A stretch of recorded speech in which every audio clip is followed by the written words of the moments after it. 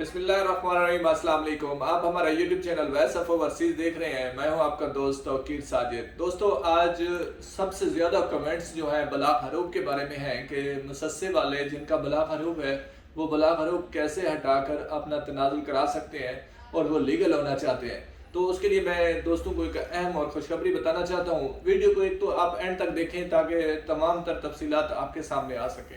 हरूफ वाले जो हैं वो नए कफील से खिताब लेकर आएंगे जो उनका नया कफील होगा। उनसे जो है गुरफा तिजारिया में इंदराज करा के उसका खिताब बनवा के आएंगे कि मैं इनका कफाला लेना चाहता हूँ। सो उसके एवज हम इनका जो है बलाग कैंसिल करवा सकते हैं। बलाग कैंसिल होगा तो सेम उसी तरह उनको लाजमी है कि वो ट्रांसफ़र भी करके देंगे वही जो मकतब अमल में जो बलाग आपका कैंसिल करेंगे। तो उसके लिए जो खिताब चाहिए होगा वो आप दोस्त मेरे साथ व्हाट्सएप पे रब्ता कर सकते हैं, या जो जद्दा में रहते हैं तो वो ऑफिस में विज़िट करें ताकि वो मैं खिताब का पेपर आप दोस्तों को बनाकर दे सकूं और वो खिताब आप ला कर दें और मैं आप लोगों का बलाग कैंसिल करके अपना पास ट्रांसफ़र ले सकूं। काफ़ी दोस्त मैसेज कर रहे हैं कि जो यहाँ से बलाग हरूफ वाले एम्बेसी के थ्रू खरूज नहीं लगवा के जाते हैं क्या वो वापस आ सकते हैं?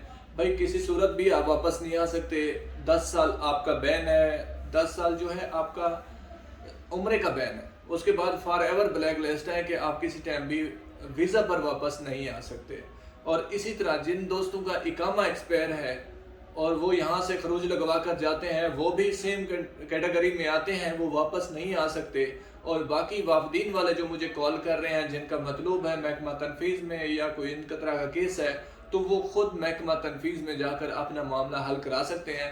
किसी भी एजेंट या किसी की थ्रू आप माँ सिवाय वकील के जो सऊदी वकील होते हैं वो आपका केस आगे हैंडल कर सकते हैं। बाकी आप किसी को भी पेमेंट ना दें। यहाँ पे काफ़ी दोस्त आते हैं, बहुत ज़्यादा परेशान होते हैं।